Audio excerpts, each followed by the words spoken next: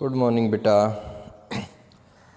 तो क्लास 9 से एक्सरसाइज 13.2 में हम थे और पिछले लेक्चर में हमने एक्सरसाइज 13.2 से क्वेश्चन नंबर 7 तक सोल्व कर लिया था। इसके 4 क्वेश्चन रहते हैं जो कि आज के इस लेक्चर में हम कंप्लीट कर लेंगे इस एक्सरसाइज को, ठीक है। और मैंने पहले भी कई बार बताया कि जब भी आप क्लास अटेंड करें तो मैथ की बुक साथ में लेके बैठें, ठीक है ना। जैसे मैं स्टेटमेंट पढ़ता हूँ आप अपनी बुक में देखें, स्टेटमेंट को अच्छे से समझें और उसके बाद सॉल्यूशन को समझें और फिर आप सॉल्व करें, ठीक है।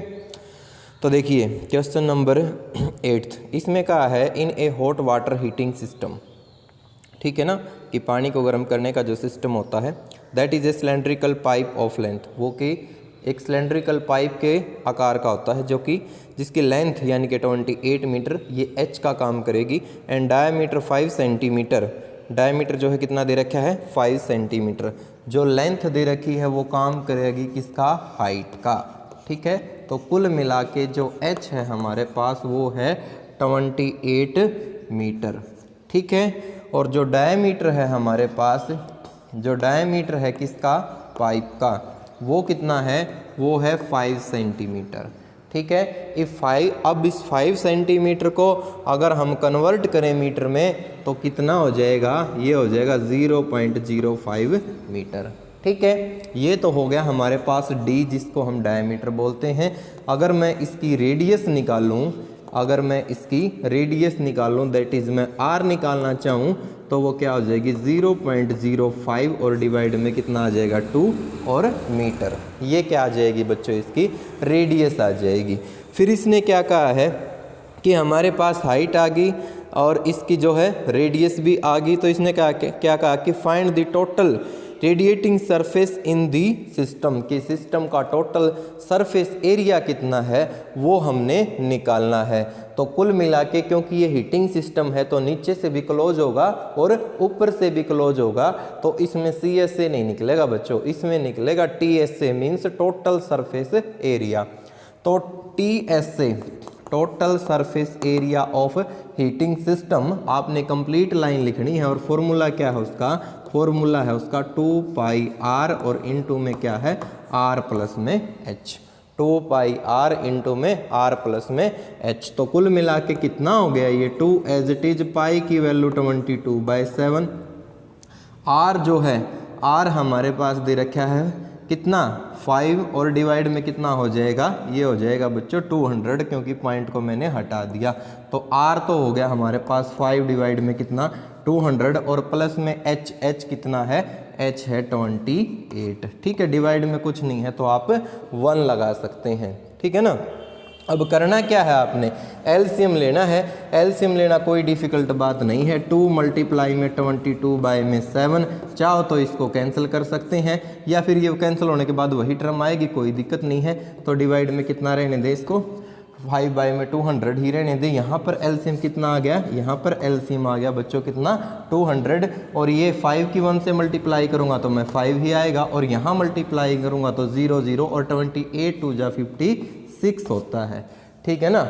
और ज़्यादा सोल्व करेंगे इसको तो कितना आ गया, ये आ गया मेरे पास 2 मल्टीप्लाई में 22/7 और 5 बाय में कितना है 200 और यहाँ पर कितना है 200, ये तो एज इट इज़, और इन दोनों को आप ऐड करोगे तो ये हो जाएगा 5 6 0 और 5, ठीक है ना। तो इस तरीके से आपने सोल्व कर लेना है। और ज़्यादा कन्फ्यूजन होती हो तो 2 से तो इसको कैंसिल कर लो, 100 हो गया, और 2 से इसको कैंसिल कर लो, ये भी 100 हो गया। 7 मेरे ख्याल से कैंसिल नहीं हो रहा है, अगर कैंसिल होता होगा तो शायद इस पे कैंसिल होता होगा ना, नहीं हो रहा है ये भी कैंसिल, कोई दिक्कत नहीं है। सभी की मल्टीप्लाई करो और जो भी अप्रोक्सीमेट वैल्यू आती है ना वो आपने पॉइंटों में लिख देनी है। तो इस तरीके से आप इसका सॉल्यूशन कर सकते हैं। मैंने पिछले लेक्चर में भी आपको बताया था अगर जब भी आप सॉल्यूशन करते हैं भले ही आपका आंसर जो है थोड़ा बहुत आगे पीछे हो जाए तो वो गलत नहीं होगा, क्योंकि गणित ये कहता है कि आपका मेथड जो है ना वो ठीक होना चाहिए, आंसर भले ही आगे पीछे हो, ठीक है। तो इस प्रकार हमने करना था कौन सा, क्वेश्चन नंबर 8। अब देखिए क्वेश्चन नंबर 9 इसमें कहा है कि फाइंड दी लेटरल और curved surface area of closed cylindrical petrol storage tank that is 4.2 metre diameter, यानी कि जो डायमीटर है बच्चों वो कितना है 4.2 मीटर है। तो कुल मिला के जब डायमीटर 4.2 मीटर है, अगर मैं इसका आधा करूं तो रेडियस कितना हो जाएगा, रेडियस हो गया 2.1 मीटर, ये इसका रेडियस हो गया। फिर इसने हाइट h कितना है बच्चों, इसमें h दे रखा है इसमें 4.5 मीटर, ये इसका क्या दे रखा है, h दे रखा है, h दे रखा है। तो इसने क्या कहा, इसने कहा है कि आपने CS से निकालना है, मीन्स आपने निकालना है curved surface area. Curved surface area formula क्या है कर्व्ड सरफेस एरिया का, 2πRh। तो 2 एज इट इज, पाई की वैल्यू 22/7, r कितना है बच्चों, r दे रखा है 21/10, और मल्टीप्लाई में कितना h कितना है 45/10, ये दे रखा है। कैंसिल कीजिए, 3 पे कैंसिल हो गया, ये मेरे ख्याल से कंप्लीट कैंसिल नहीं हो रहा है, नहीं हो रहा है ना कैंसिल, या हो रहा है, चलो देखते हैं, 2 1 और ये कितना हो गया 5 से ये कैंसिल 9 पे हो गया, ठीक है ना, नहीं हो रहा है कंप्लीट कैंसिल क्योंकि यहाँ पर 5 ही आएगा। तो हम करेंगे क्या, सिर्फ हम इनकी मल्टीप्लाई कर देंगे, 66 और मल्टीप्लाई में 9 और डिवाइड में कितना आ गया 10। जब हम इन दोनों की मल्टीप्लाई कर देंगे ना तो 1 डिजिट के बाद क्या लगा देंगे, पॉइंट लगा देंगे। तो इस प्रकार हम कर सकते हैं कौन सा, क्वेश्चन नंबर 9 और उसका फर्स्ट पार्ट, जिसमें हमने CS से निकालना है। सेकंड पार्ट थोड़ा सा डिफ़िकल्ट है, नाम मात्र सा डिफ़िकल्ट है, ज़्यादा डिफ़िकल्ट नहीं है, ध्यान से समझना है आपने इसको। देखो क्या कहा है सेकंड पार्ट में, सेकंड पार्ट में इसने कहा है, जो क्वेश्चन नंबर है अब हमारे पास कौन सा, क्वेश्चन नंबर 9 और इसका पार्ट कौन सा है, पार्ट है बच्चों इसका कौन सा, सेकंड पार्ट है। कौन सा पार्ट है, पार्ट है इसका सेकंड। तो इसमें कहा है कि how much steel was actually used if 1/12 of steel actually used was wasted in making the tank, कि कितना स्टील यूज हुआ होगा अगर 1/12 पार्ट उसका वेस्ट हो जाता है बनाने में, ठीक है।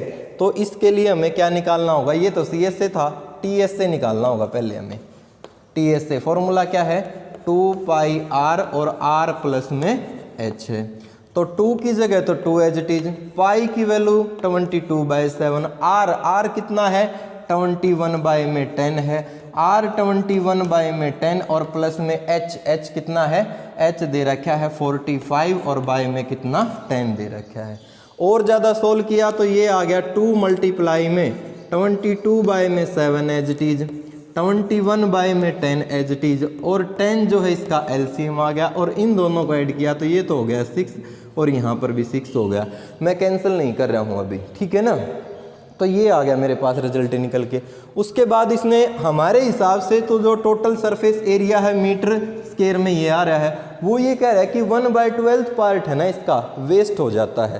सपोज करो जो टोटल एरिया लगा है ना वो हम मान लेते हैं कि x मीटर स्क्वायर निकला है, ये टोटल नहीं है, हमने मान लिया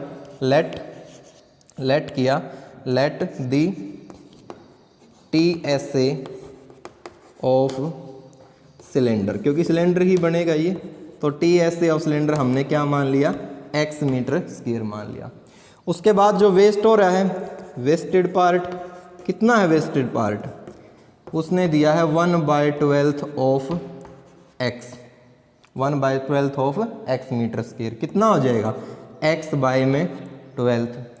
यूजिंग पार्ट कौन सा हो गया, जो यूज्ड पार्ट हुआ है ये तो हो गया वेस्टेड। टोटल था x में से वेस्टेड को हमने घटा दिया तो 12 माइनस में x, एलसीएम लेंगे तो 12x और माइनस में x कितना हो गया 11x बाय में 12, ठीक है ना। तो कुल मिला के जो यूज पार्ट हुआ ना वो ये है, ठीक है, और हमारे हिसाब से ये निकला है, ठीक है। अगर दोनों को हम इक्वल रख दें तो किसकी वैल्यू आ जाएगी बच्चों, वैल्यू आ जाएगी हमारे पास किसकी, x की वैल्यू आ जाएगी। तो देखते हैं दोनों को इक्वल रखने के बाद आंसर क्या आता है, ठीक है। दोनों को इक्वल रखा हमने तो कितना है 2 मल्टीप्लाई में 22/7 और यहाँ पर है बच्चों 21/10 और यहाँ पर है 66/10 और इक्वल टू कितना 11/12 और इनटू में x।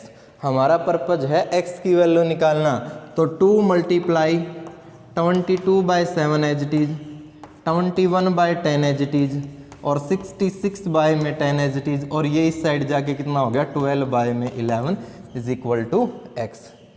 ठीक है ना, स्टेटमेंट चेंज हो जाती है, देखो कैंसिल हो रहा है 11 1 और 6 पे तो ये कैंसिल हो गया, ठीक है ना, और 7 3 पे ये कैंसिल हो गया। अब मैं बाकी को कैंसिल नहीं कर रहा हूँ क्योंकि कंप्लीट कैंसिल हो नहीं रहा है, तो मैं 2 डिजिट के बाद क्या कर दूंगा, पॉइंट लगा दूंगा। बस अब मैंने क्या करना है, ये तो हो गया 44, ये हो गया 18 और ये 12 और डिवाइड में कितना है मेरे पास 100 है, इज इक्वल टू एक्स। मैं इसकी मल्टीप्लाई कर दूंगा और जो भी मल्टीप्लाई आती है ना 2 डिजिट के बाद क्या आ जाएगा, पॉइंट आ जाएगा। तो प्यारे विद्यार्थियों ये इसका आंसर आ गया, ठीक है ना। थोड़ा सा डिफिकल्ट क्वेश्चन है, ज़्यादा डिफिकल्ट नहीं है कि आपको समझ में ना आए, और इस प्रकार आपने इस क्वेश्चन को कर लेना है। आप आसानी से जो है इसको कर सकते हैं, ज़्यादा डिफिकल्टी वाली बात नहीं है।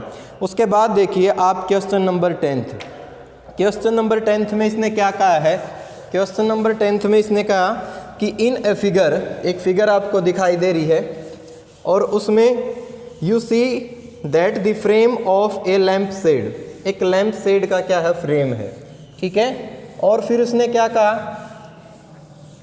फिर उसने कहा कि it is to be covered with a decorate cloth, मतलब उसको डेकोरेट करने के लिए, सजावट के लिए एक कपड़े का यूज किया गया। The frame has a base diameter of 20 centimetre, diameter 20 centimetre है। तो बच्चों रेडियस में डायरेक्ट लिख रहा हूँ, कन्फ्यूज मत होना, कितनी हो जाएगी 10 सेंटीमीटर, क्योंकि डायमीटर की हाफ होती है। हाइट दे रखी है बच्चों, कितनी दे रखी है, हाइट दे रखी है इसमें, कितनी हाइट इसने दे रखी है 30 सेंटीमीटर, 30 सेंटीमीटर, ठीक है। इसने कहा the margin of 2.5 centimetre is to given for folding it cover the top and the bottom of the frame, मतलब एक्स्ट्रा कपड़ा लग रहा है थोड़ा सा। तो अगर मान लिया ये मेरे पास क्या था, वो क्लोज सिलेंडर है एक तरह से, ठीक है ना, ये वाला सिलेंडर है, सॉरी, ठीक है। अगर इसको मैं खोल दूं ना, तो खोलने के बाद इसने कैसी शेप ले ली, इसने इस तरीके की एक रेक्टेंगल की शेप ले ली, जैसे हमने प्रूफ किया था इसका, ठीक है। तो इसमें थोड़ा सा एक्स्ट्रा कपड़ा यूं कह सकते हैं हम, ये यूं लग रहा है, ठीक है ना, और इतना ही कहाँ लग रहा है, नीचे लग रहा है। तो कुल मिला के ये जो पार्ट है ना, ये पार्ट एक्स्ट्रा है, 2.5 तो ऊपर और 2.5 नीचे, तो कुल मिला के 2.5 ऊपर और 2.5 नीचे, टोटल कितना हो गया 5। कुल मिला के जो इसकी हाइट 30 तो है, लेकिन 30 में 5 और ऐड कर दें तो कितना हो जाएगा, ये 35 सेंटीमीटर हो जाएगा, और कुछ नहीं है, ठीक है। तो इसने कहा कि how much cloth the required for covering the lamp shade, ठीक है। तो क्या हो जाएगा, बस फॉर्मूला लगा देना, हाँ आपने कौन सा 2 पाई आर एच, टी एस से नहीं सी एस से निकलेगा और आसानी से आप इसको निकाल सकते हैं। 2 एज इट इज, पाई की वैल्यू 22/7, आर जो है हमारे पास वो 10 है और एच कितना है 35। बस इसमें एच का ही ध्यान रखना था और कुछ नहीं है। सिंपल क्वेश्चन है, वेरी सिंपल क्वेश्चन, और कुछ भी नहीं करना आपने, क्योंकि इसने कहा कि थोड़ा सा एक्स्ट्रा कपड़ा लग रहा है ना, 2.5 तो नीचे और 2.5 ऊपर, तो टोटल 5 हो गया, उसको हमने क्या कर देना है 30 में ऐड कर देना है, इस तरीके से हो जाएगा। नेक्स्ट क्वेश्चन, क्वेश्चन नंबर 11, इसमें कहा है द स्टूडेंट ऑफ ए विद्यालय were asked to participate in a competition for making and decorate, ठीक है ना, pen holders in the shape of cylinder with a base using cardboard, यानी कि गत्ते का यूज करके एक स्कूल में प्रतियोगिता हुई है कि आपने पेन स्टैंड बनाना है जिसमें पेन रखे जाते हैं बच्चों, ठीक है। और उसने कंडीशन क्या लगाई है उसके ऊपर, वो देखते हैं अब, ठीक है। कंडीशन क्या लगाई है, कंडीशन उसने लगाई कि using cardboard each pen holders was a radius 3 centimetre. Last question है, आर जो है वो कितना है 3 सेंटीमीटर है, हाइट जो है एच वो कितना है, वो दे रखा है 10.5 सेंटीमीटर। और इसने कहा था विद्यालय was a supply the competitor with cardboard if there were 35 competitor, how much cardboard was required to be bought for the competitor, यानी कि अगर टोटल हमारे पास प्रतिभागी 35 हैं तो कितने गत्ते की आवश्यकता होगी, ये क्वेश्चन आपसे पूछा गया है। ध्यान दो बच्चों, ना तो इसमें टीएस से निकलेगा ना इसमें सीएस से निकलेगा, क्योंकि जब हम पेन स्टैंड बनाते हैं तो पेन स्टैंड का ऊपर वाला हिस्सा तो ओपन होता है और नीचे वाला हिस्सा क्या होता है, क्लोज्ड होता है। तो जब हम एरिया की बात करेंगे ना, जब हम एरिया की बात करेंगे तो 2 पाई आर एच तो हो गया सी एस से, और क्योंकि एक पार्ट नीचे से बंद है तो मीन्स पाई आर स्क्वायर सिर्फ इतना ऐड होगा मेरे बच्चों, ज़्यादा ऐड नहीं होगा 2 पाई आर स्क्वायर, क्योंकि ऊपर वाला हिस्सा खुला है, नीचे वाला बंद है, और नीचे वाला हिस्सा किसकी शेप का होगा, सर्कल की शेप का होगा, तो इसलिए पाई आर स्क्वायर क्या हो गया, ऐड हो गया। इसमें से कॉमन क्या है, पाई आर जो है इसमें से कॉमन है, तो कितना रह गया अंदर, अंदर रह गया यहाँ पर तो पाई आर कॉमन आ गया तो 2h, और यहाँ से कितना रह गया है, r रह गया है, या डायरेक्ट भी आप सोल्व कर सकते थे।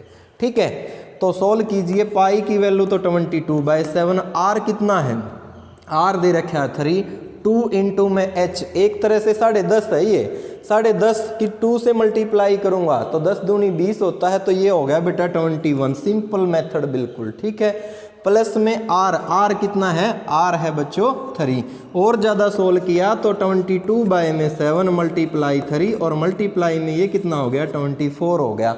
ये हमारे पास उस कार्डबोर्ड का एरिया निकल गया जिसने एक पेन स्टैंड बनाया है, और क्योंकि प्रतिभागी टोटल कितने हैं हमारे पास 35 हैं, तो इसलिए हम इसको किससे मल्टीप्लाई कर देंगे, 35 से हम इसको मल्टीप्लाई कर देंगे, 7 एज इट इज, और 5 पे ये कैंसिल, मेरे लाडलो इसकी मल्टीप्लाई कर दियो, आपका आंसर आ जाएगा।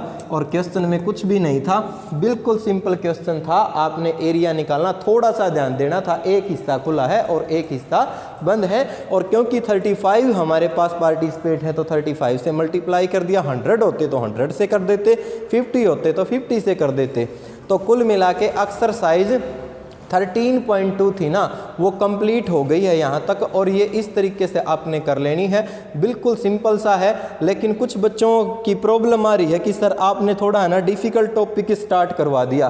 कल मैम का भी फ़ोन आया था स्कूल से कि सर ये टॉपिक है ना बच्चों को कम समझ में आ रहा है, कि मेरे पास काफ़ी बच्चों के फ़ोन आए हैं कि मैम ये टॉपिक ना स्टार्ट करवा के कोई दूसरा टॉपिक शुरू करवा दें। हालांकि मैं आज ही दूसरे टॉपिक पे वीडियो बनाने वाला था, लेकिन क्योंकि इसके 3-4 क्वेश्चन ही रहते थे, मैंने सोचा कि ये एक्सरसाइज कंप्लीट कर लेते हैं। इससे नेक्स्ट जो वीडियो आएगी ना, वो सेकंड चैप्टर जो पॉलिनोमियल्स का है बेटा, बिल्कुल ईजी चैप्टर है, हम उससे बनाएंगे। अगर आप चाहते हैं कि मतलब अच्छे से आपने ये चैप्टर भी करना है तो कोई दिक्कत नहीं है, ये भी मैं करवाऊंगा, लेकिन पहले वो कर लें, क्योंकि मोस्टली बच्चों की प्रॉब्लम आ रही है कि सर ऑनलाइन में कम समझ में आ रहा है इस चैप्टर में से। कोई दिक्कत नहीं, इसको हम ऑफलाइन करवा देंगे, लेकिन अगली जो वीडियो आएगी ना वो पॉलिनोमियल यानी कि सेकंड चैप्टर से ही आएगी बेटा। यहाँ तक हमने 2 टॉपिक किए हैं, कौन कौन से, क्यूब किया है हमने, क्यूबॉइड किया है और सिलेंडर किया है। इसके बाद हमारा कोण रहता है और सफ़ीर रहता है, ये हो जाएंगे, लेकिन एक बार सेकंड चैप्टर करवा दें, उसके बाद देख लेंगे, इनको स्कूल में देख लेंगे, ठीक है ना, या फिर मैम करवा देंगे स्कूल में ऑफलाइन। तो आज के लेक्चर में बस इतना ही, तो मिलते हैं बेटा एक नए लेक्चर पॉलिनोमियल में। अगर लेक्चर अच्छा लगे तो लाइक कीजिए, और अच्छा नहीं लगता है तो डिसलाइक भी कर सकते हैं। तो जय हिंद।